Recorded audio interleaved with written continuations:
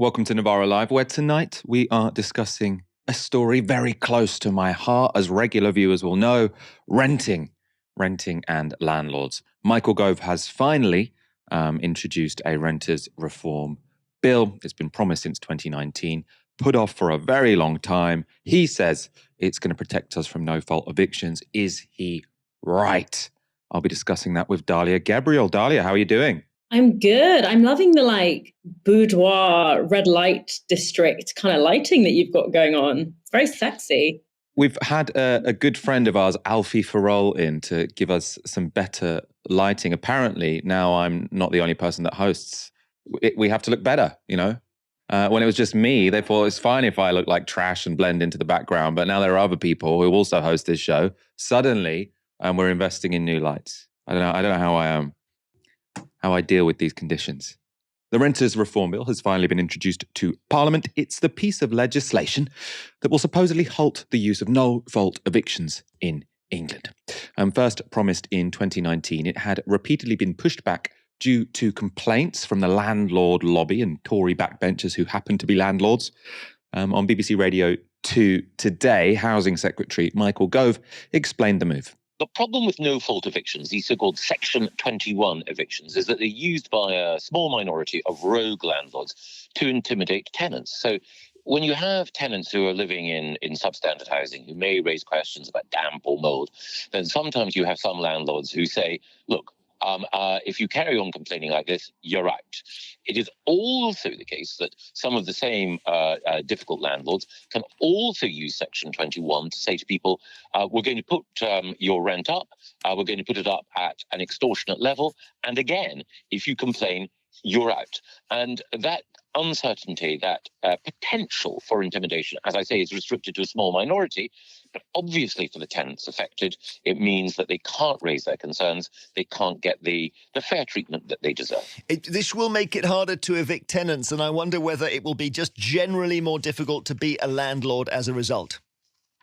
No, I think it's also the case that this legislation makes it easier for the overwhelming majority of landlords who do a brilliant job. I mean, we need a healthy private rented sector to do their job, because it's also the case that we take steps to ensure that if tenants are antisocial, that landlords can evict them more quickly. And also if tenants are persistently and deliberately evading their responsibility to pay their rent, then they can also be evicted more quickly as well.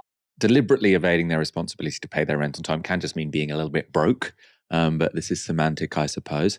As Michael Gove explained there, the official justification for the legislation is to try and prevent Section 21s being wielded as a threat by bad landlords, all the while giving landlords more power to evict genuinely problematic tenants. So that's the theory. One thing not directly addressed, though, is the price of renting, which is often my main complaint. ITV put that to Michael Gove.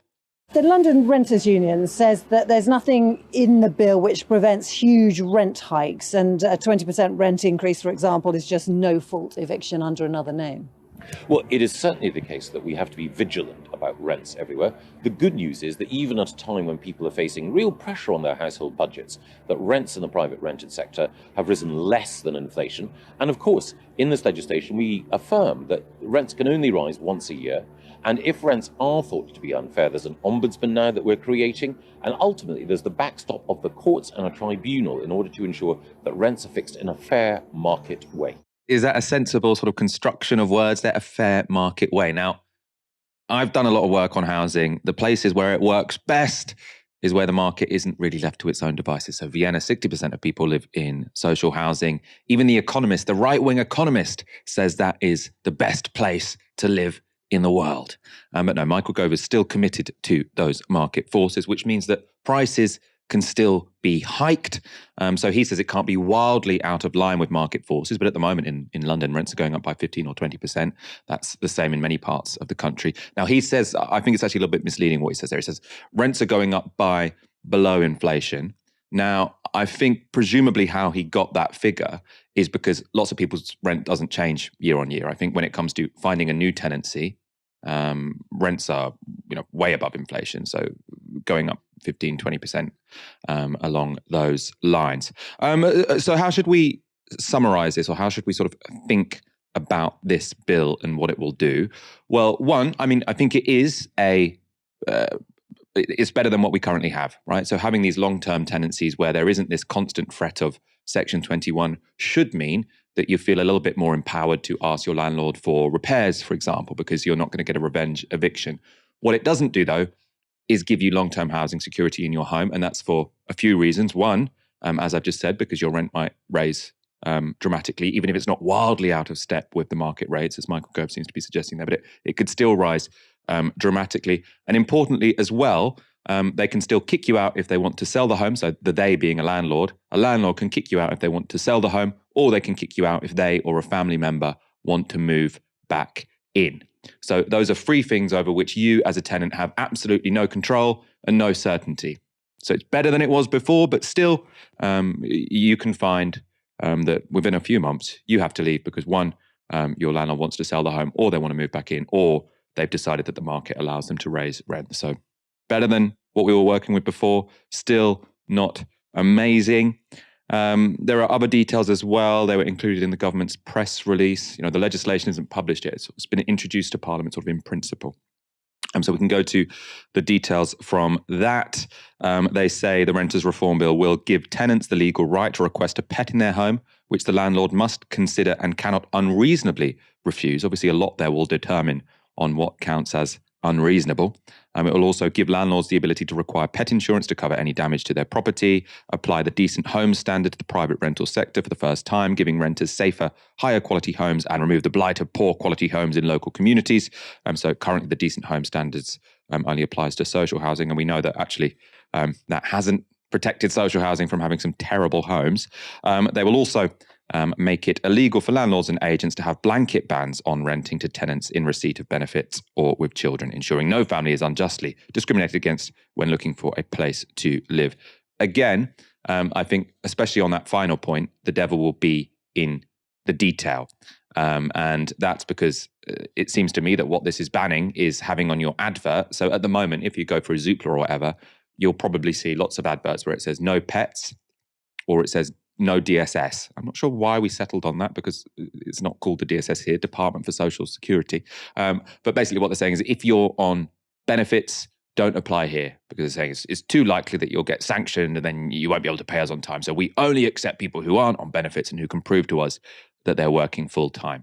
What this is saying, or what the legislation is apparently going to include, according to the government, is to say that that's illegal. Now, my concern here is that they'll take it off the advert, but then when you go to the viewing, if there are 10 different people, or at the moment there's often 30 or 50 different people to choose from to live in a place, they will still choose the people with the highest income, with the least pets, et cetera, et cetera, et cetera. So, and without a family. So whilst, formally they're not allowed to be explicit in their discrimination, there could still well be implicit discrimination. And that's because if you listen to Michael Gove sort of on the radio today, he's still saying, no, this is still their property, which they can dispose of as they will. We're just not allowing explicit discrimination, which to me doesn't seem incredible.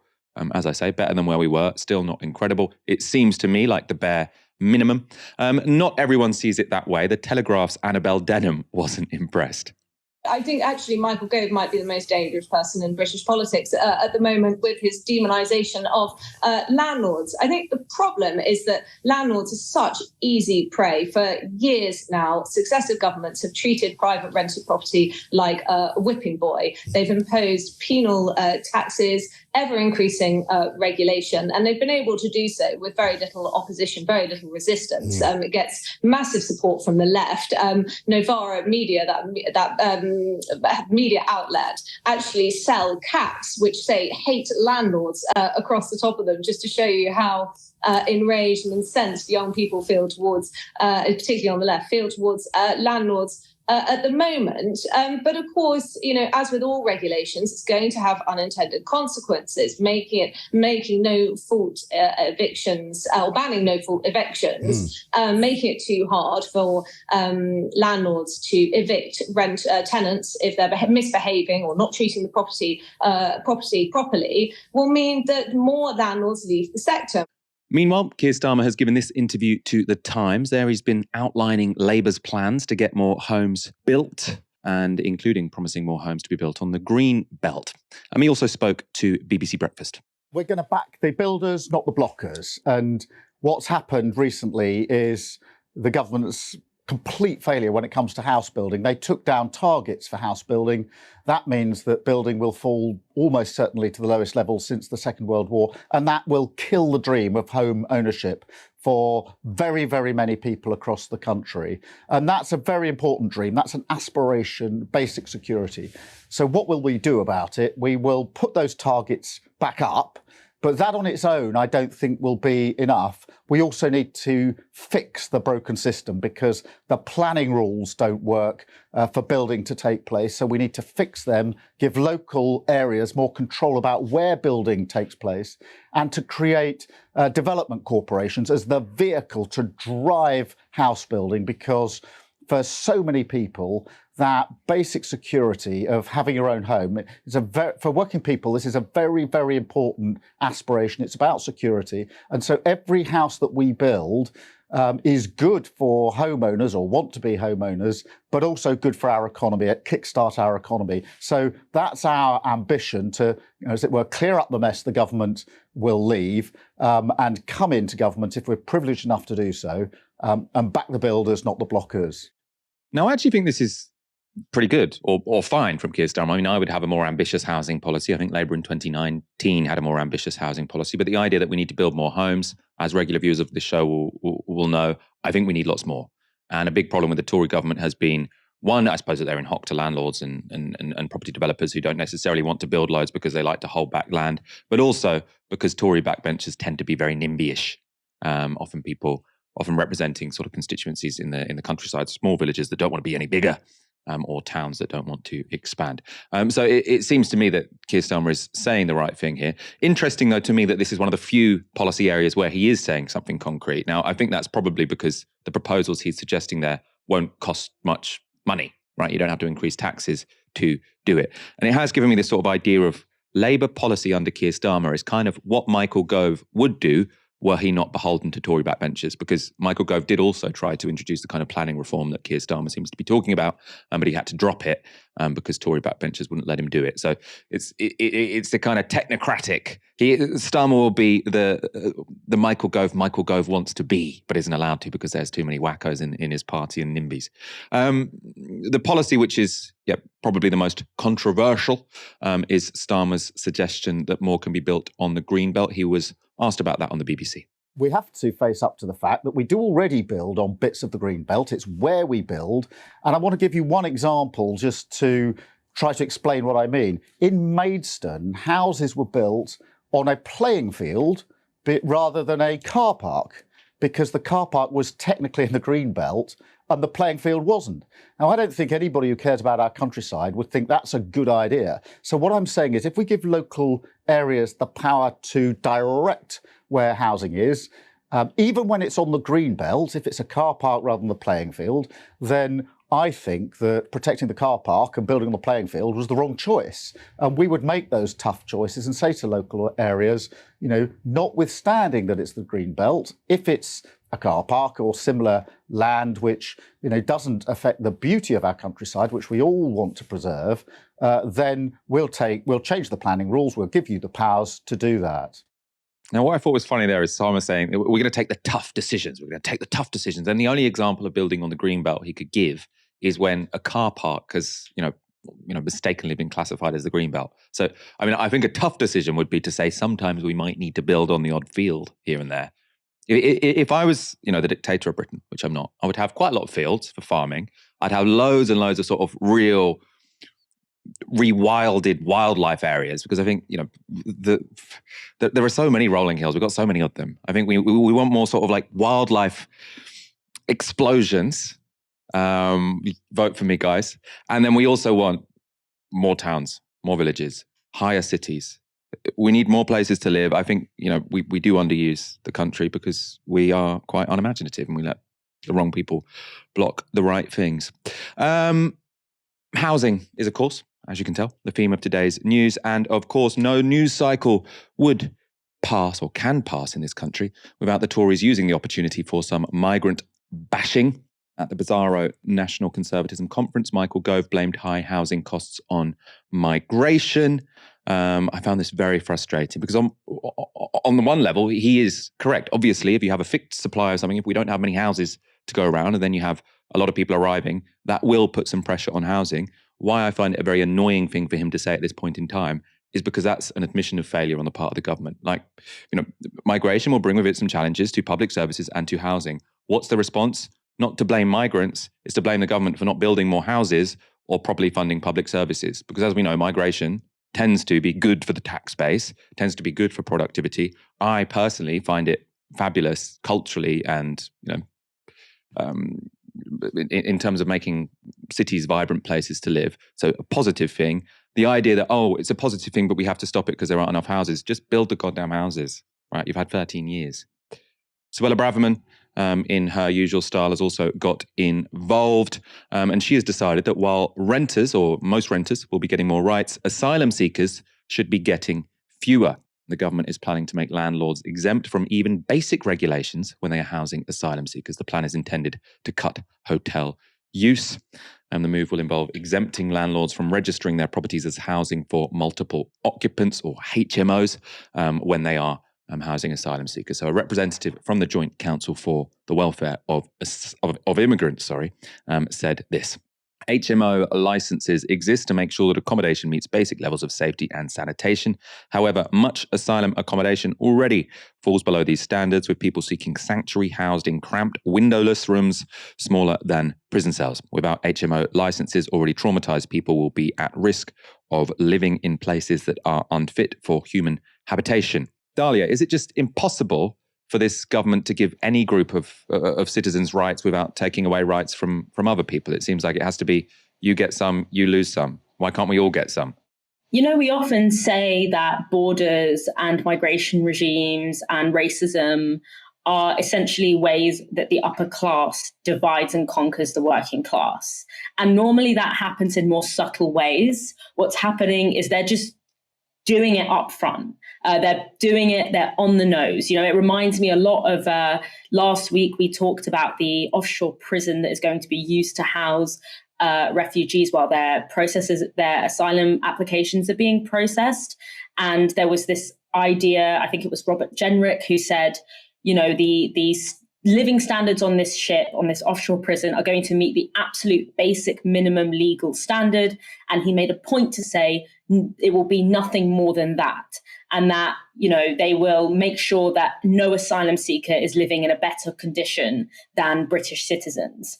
And to me, that just betrays so much about how the hatred of asylum seekers and the whipping up of racism against refugees is essentially a way to try and soften the blow of how the standard of living of working class people in this country has fallen so dramatically. But ultimately, the organized abandonment, which is what this policy is about, it's about organized abandonment of displaced people, the organized state-driven abandonment of these people. That is not going to make any citizen in this country's housing better. It's not going to make their paycheck higher. It's not going to make their healthcare service better.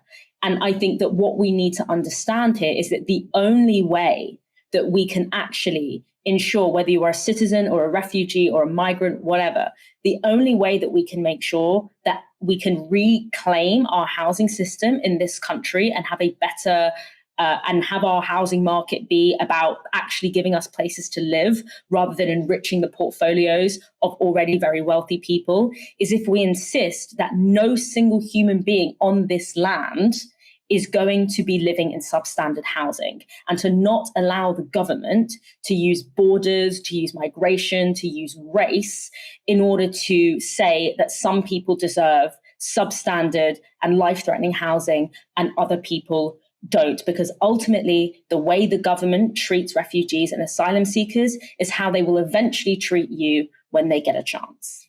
Scientists have warned that global temperatures are almost certain to surge to new records in the next 5 years. Even more concerning, they're set to breach the all-important threshold of 1.5 degrees of warming compared to pre-industrial levels. This is all according to new research from the UN agency, the World Meteorological Organization. Been practicing that for a while. Their Secretary General said this: A warming El Nino is expected to develop in the coming months, and this will combine with human-induced climate change to push global temperatures into uncharted territory. This will have far-reaching repercussions for health, food security, water management, and the environment. We need to be prepared. El Nino is a weather event we see every 3 to 5 years. It's a period of warming which lasts around 12 months. El Nino, like its opposite La Nina, is cyclical, so it's not caused itself by climate change. But what the WMO are predicting is that El Nino we're due to experience, that will be the hottest ever because it's combining with climate change. So in short, El Nino plus climate change, very bad news. The scientists calculate it's that combination of El Nino and climate change that means there is a 66% chance we will breach the 1.5 degree threshold in the next 5 years. The WMO head also said this. This report does not mean that we will permanently exceed the 1.5 degrees specified in the Paris Agreement, which refers to long-term warming over many years. However, the WMO is sounding the alarm that we will breach the 1.5 degree level on a temporary basis with increasing frequency. I'm joined now by Ella Gilbert, a climate scientist at the British Antarctic Survey. Thanks for joining us again, Ella.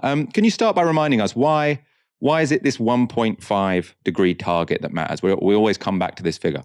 Yeah, so 1.5 degrees is a really important political target, and it's what's enshrined in the Paris Climate Agreement, which is this international legislation where all countries have agreed to keep global temperatures on average to well below 2 degrees, but 1.5 is very often referred to as what is the upper limit of safe climate warming.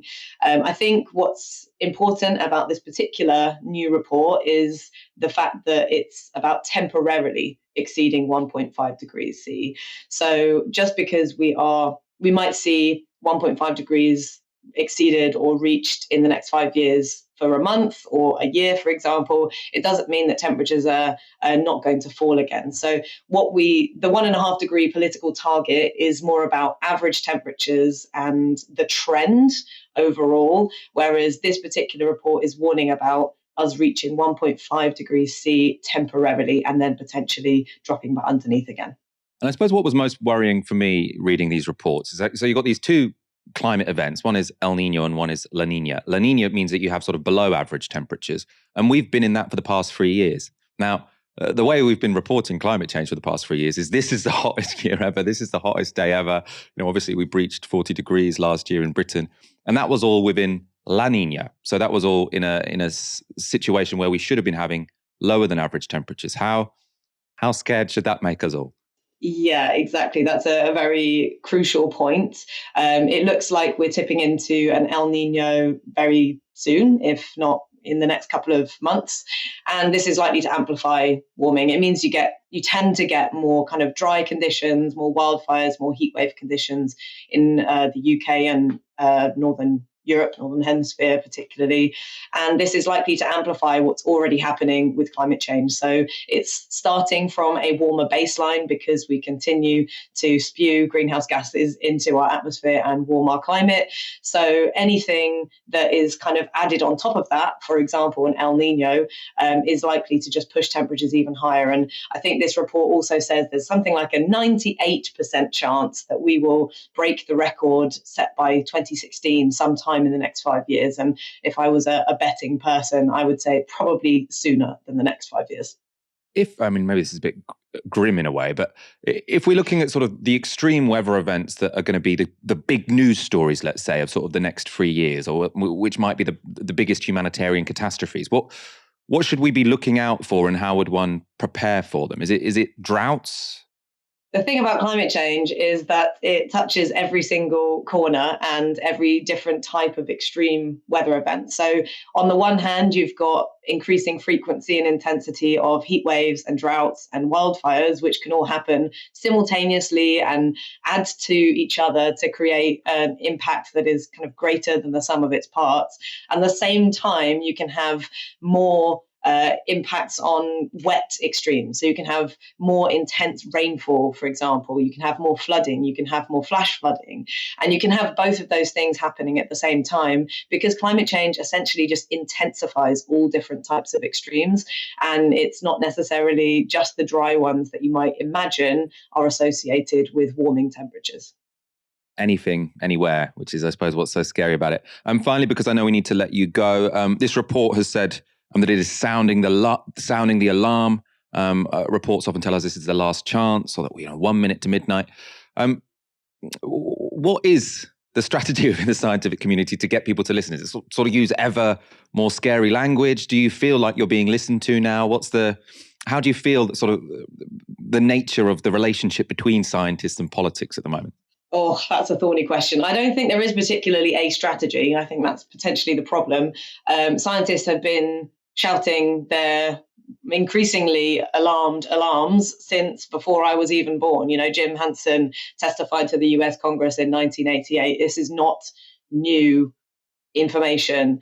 Scientists have been saying these things for decades and decades, and it is only in the last few years that it seems like climate change is moving up the agenda, but still nowhere near fast enough. The last IPCC report, for example, was very, very clear that we are not doing enough, and we are not doing it fast enough, and that we need to take much more urgent action. And a big part of that is communicating, and a big part of that is actually listening to the scientists and experts who've been increasingly shouting at the top of their lungs about this problem. So I'm not sure if there is a strategy, but if there was one, this is perhaps not the best one. The Met Police have been widely criticised for their heavy-handed policing of the coronation, and they today had their day in court. Well, not exactly court, but they did have to justify themselves to the Home Affairs Select Committee. Senior Metropolitan Police Officer Matt Twist gave this statement.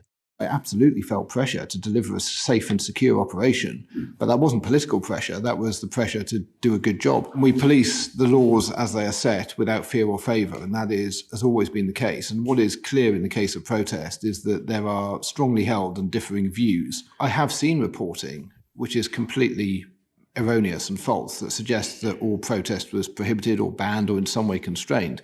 That simply isn't the case.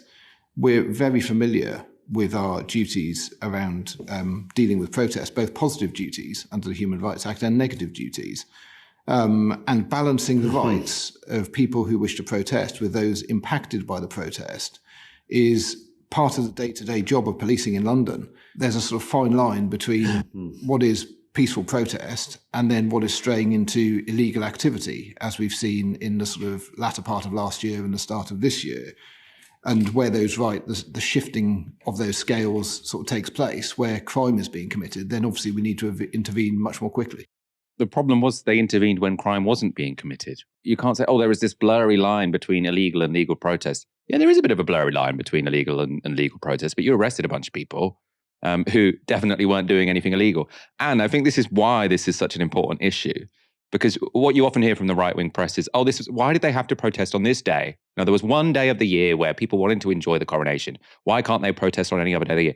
Well, the reason they're protesting at this event is because this is the event they don't want to happen. They don't want the coronation to happen, right? Now, they weren't trying to stop it happening. That would probably be a bit undemocratic. But all they want to do is hold up their signs and make some speeches, right?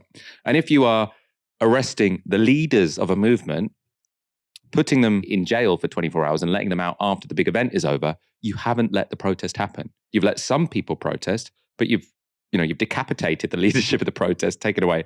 They took away some of the speakers, so obviously it'd be harder to give speeches. Graham Smith is one of the leaders of that movement, and he was also at the committee.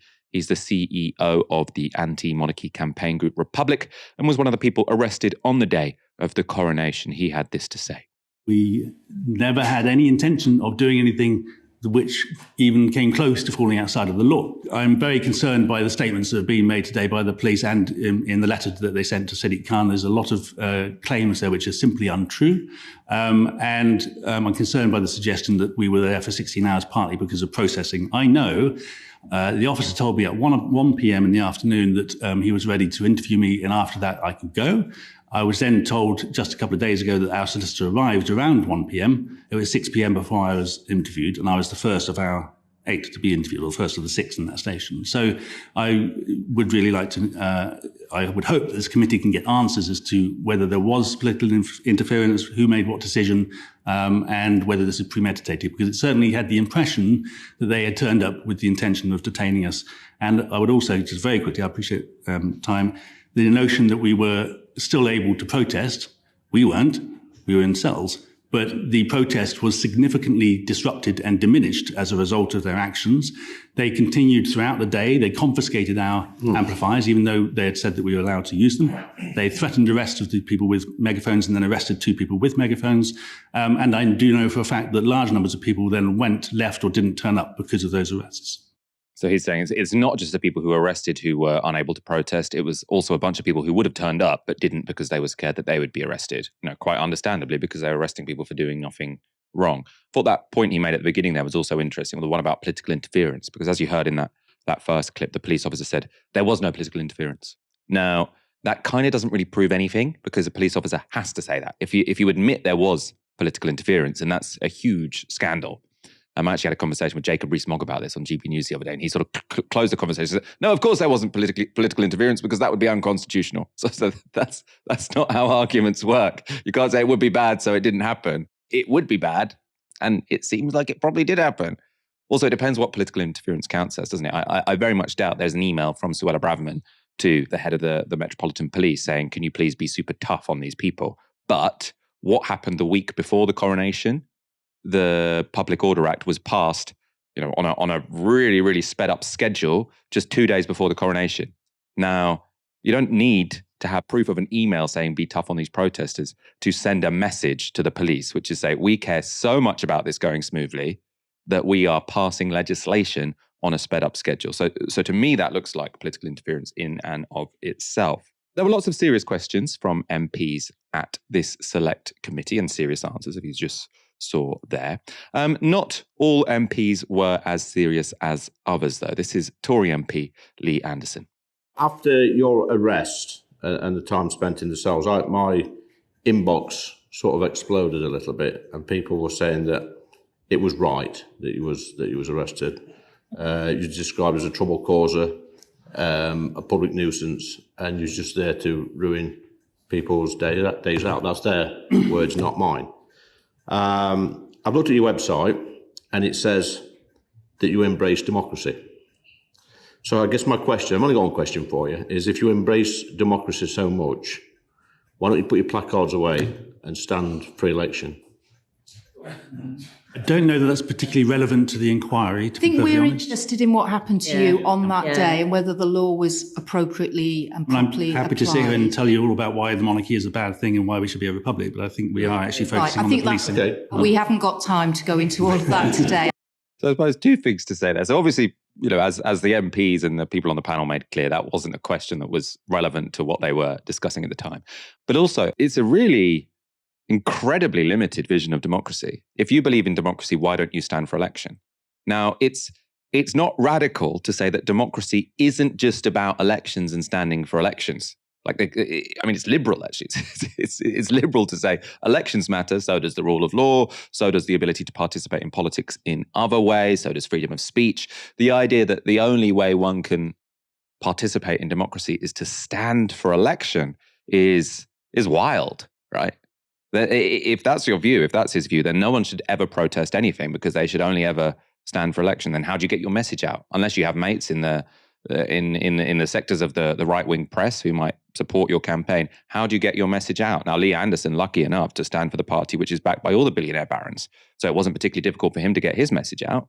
But for anyone else, it might not be so easy. Also on the panel in that committee was human rights lawyer Adam Wagner. He spoke about the chilling effect the Public Order Act could have on protesters. For your average person, so not your sort of hardcore protester who's willing to risk arrest and prison and full respect to people who those people who are willing to put their beliefs on the line in that way. But the vast majority of people who turn up to protest are not those people. They are people who are going to be thinking, well, I don't want to be the Susie. I don't want to be who wasn't even there for the protest, was there for something else. I don't want to be caught in the dragnet of this Public Order Act.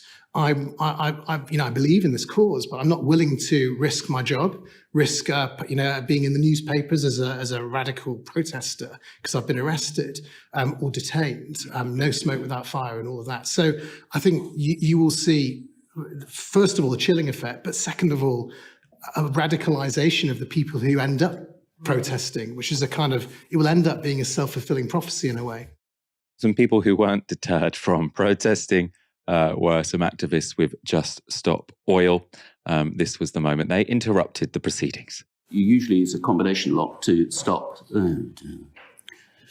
We're here today to begin democracy. Come on, officer. Come on, officer. Come on, officer. No, we're not having this. Come on, officer.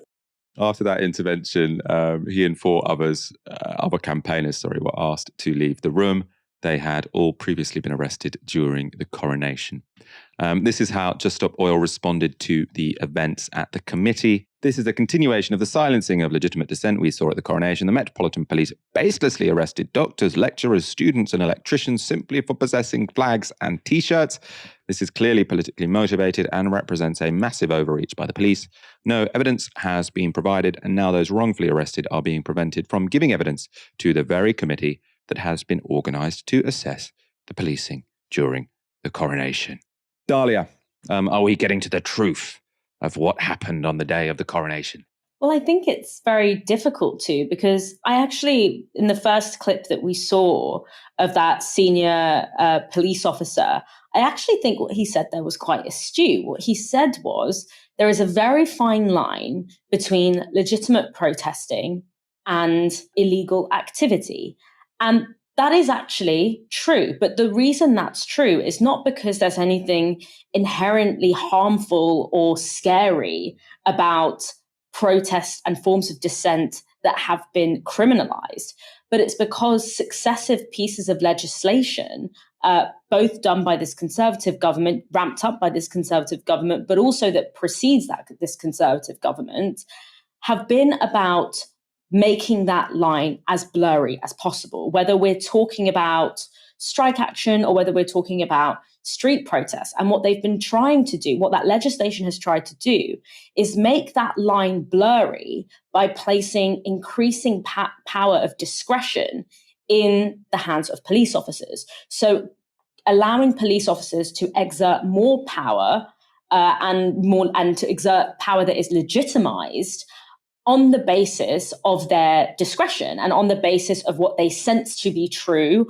or whether they have reasons to be suspicious. So a good example of this, if we take it outside of the kind of protesting context and apply this, say, to stop and search. So stop and search is about giving police powers to use their discretion to decide if someone is likely to be carrying arms or carrying drugs or whatever. And the police are allowed to essentially manhandle and at times strip search people on the basis of that discretion. And then when you take that to a court case, the reason why we don't see accountability and we don't see conviction of police officers when they do use that discretionary power in ways that we find unacceptable is because the law has actually protected them from accountability, because it endows the momentary discretion that they have at the time with inherent legitimacy.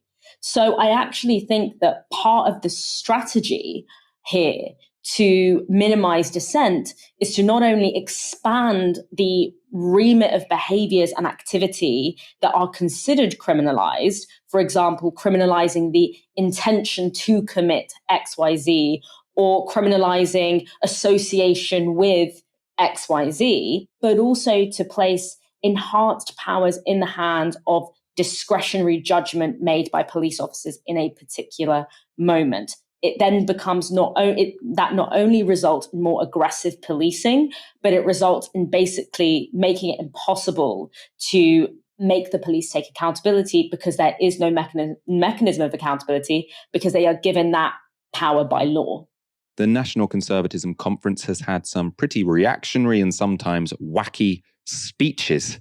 Suella Braverman has railed against multiculturalism. Douglas Murray has called Nazism a case of Germans mucking up. And now It's the turn of disgraced historian David Starkey. The official account for the NatCon conference tweeted this out. The reason that the left has such ire for the Jews is jealousy. They want to replace the Holocaust with slavery in order to wield its legacy as a weapon against Western culture. And then you can see David Starkey at the hashtag NatConUK. Now, lots of people, understandably, took offense to that tweet, and it was promptly deleted. That did make me wonder, maybe the social media person took him out of context. No, this is the quote from David Starkey verbatim. It's not good. The narrative of Black Lives Matter is that Western culture and Anglo-American culture in particular are fundamentally and morally defective. They are characterized by the mark of pain, and their strategy is to do exactly what was done to German culture because of Nazism and the Holocaust. But the determination is to replace the Holocaust with slavery. In other words, this is why Jews are under such attack from the left. There's jealousy, fundamentally, there's jealousy of the moral primacy of the Holocaust and the determination to replace it with slavery. Dalia, there's jealousy of the moral primacy of the Holocaust and the determination to replace it with slavery, and that's why people on the left are anti-Semitic. I mean, what's your response to David Starkey? And they say that we're the ones doing Oppression Olympics. Why are we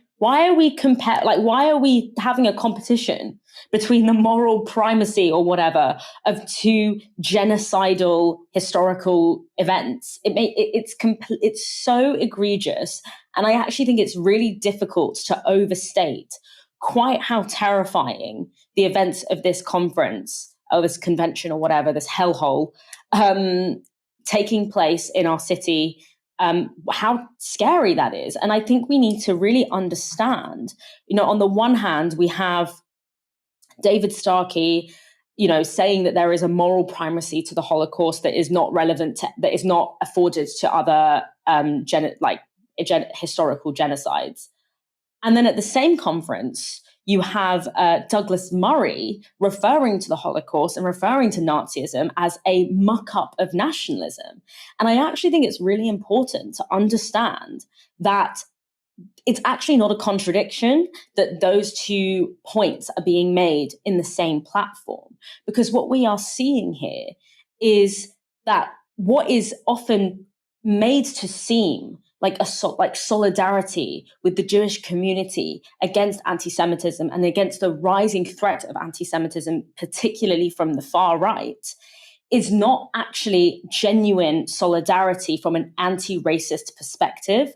And that actually it is very important for us on the left to understand that despite growing conversations in the mainstream media and from, this very right-wing and racist government about anti-Semitism, that actually it's very important that we understand that the Jewish community is at risk here and that they are actually left unprotected by the forces that are claiming to protect them. That is a disingenuous form of solidarity and concern. And it's very important that we are aware of that in our anti-racist movement, that the growing hostility and racialization of Jewish people in this country, in Europe, in the US, is a front line of anti-racist struggle at the moment. And it's important to disentangle that and understand that the very odd ways that can often seem like sympathy or solidarity that's coming from the right is actually packaged in this incredibly degrading and insincere form of concern. And that's why we are seeing both of those positions being articulated in the same platform. And it's incredibly concerning to me that we are in a position right now where they feel able, because these people have always thought this way, but what has changed is that they feel confident and safe enough, essentially, metaphorically, to state these on a platform and have it disseminated to the public. This has moved from the private, this kind of thinking, to the public sphere. It is being resonated by and through our state.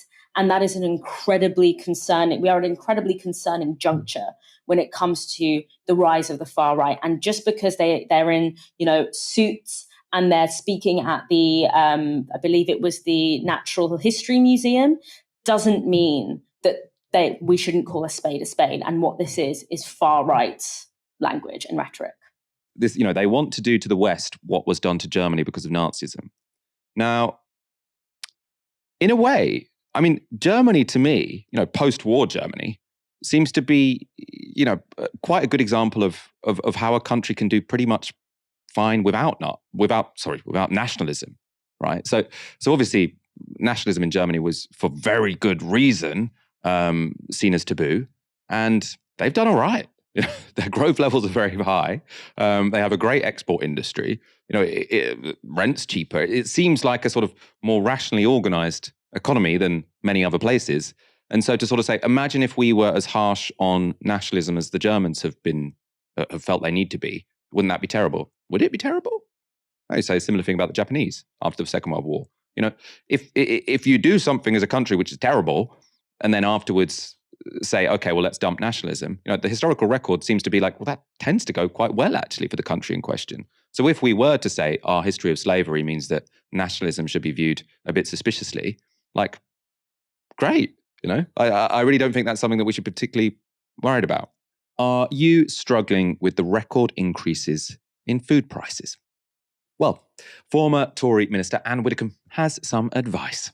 What do you say to consumers who literally can't afford to pay even for some of the basics if they've gone up the way that cheese sandwich has with all its ingredients?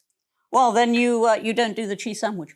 We're talking about basics. We're talking about absolute basics and staples. We're talking about own brand pasta. You're talking about bread. You're talking about families who cannot afford to feed their children. There's a story today about mothers who can't afford formula milk, so their babies are literally starving at the moment. And so the government we've been through this before. So the government shouldn't be doing anything. Because we've been so years you would now, let the children go because hungry. We've been decades without inflation. We've come to regard it as some sort of given right. Which should the poorest and most vulnerable be helped out more when it comes out? They are being helped out. But especially on the idea of food. I mean, they are being helped.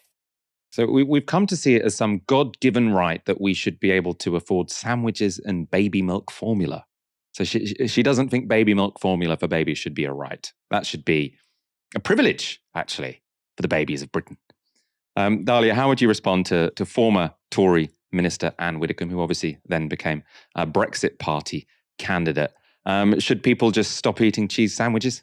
I mean, it just shows the contempt that she has for working class people, right? And when they say, this isn't the first time we've been through this, we've been through this before, I presume what she's referring to is the kind of very bizarre nostalgia that Conservatives have for rations. I don't know. Britain is the only country where people feel nostalgia for rationing. She feels, we went through this and we got through that time, and we just need to toughen up and be austere and whatever, and it gives them some kind of thrill. They're really living in their British identity when they talk about people having to ration food in the fifth largest economy in the world. It's an indictment of the economic system that you support, that 60, 70 years on from that, we are still in the same position that we were in during those times. Surely development is about increasing the standard of living, about increasing, raising the floor so that the floor that people hit during times of economic crisis is higher than it was 50, 60, 70 years ago. Yet you're taking pride somehow that we are essentially once again in post-war levels of scarcity. That's not how it should be after 60 or 70 years of so-called capitalist development. That's not the story that you told us about trickle-down economics and about this form of development and economic growth. So I think really it betrays the fact that there is a fetishization in this country amongst Conservatives, amongst the upper class, for the suffering of poor people. I think they see it as somehow justified because ultimately they see poverty as a failure of individual morality. And it's in moments like these when Anne Widdecombe is saying that she thinks so little of working class people in this country that they shouldn't even consider baby formula to be a basic human right in the fifth largest economy in the world. That to me shows that at its core, the conservative ideology is that people who are poor not because of a systemic economic system, not because we are in multiple overlapping crises that poor people have had nothing to do with in this country. It's because they as individuals have morally failed. And you can't reason. Like, you cannot reason with someone who fundamentally believes that, which is why I always believe that the position shouldn't be, oh, we're just going to ask meekly for the basic standards of living. No. We're going to ask for more than cheese sandwiches. We're going to ask for lobster and champagne for all the working classes, because that's what they deserve. Yeah, it's interesting you read that as a reference to rationing, which probably it was meant as. I actually was thinking about, she just meant the last time she was in government. This happens every time the Tories are in power. Why is anyone complaining about it now?